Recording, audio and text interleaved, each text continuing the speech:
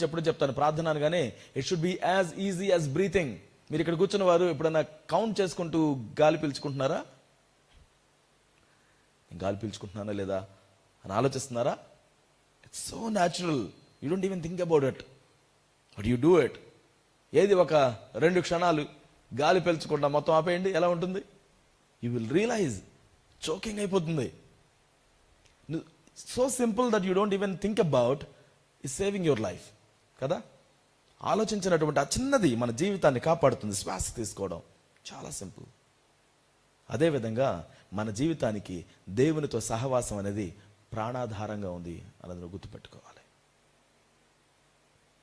The moments with the Lord, having that conversation with him well everything is happening. Good times, bad times, ఎడతెగక ప్రార్థించేవారిగా ఉండడం, ఆయన చేయి పట్టుకొని ముందుకు సాగడం. No matter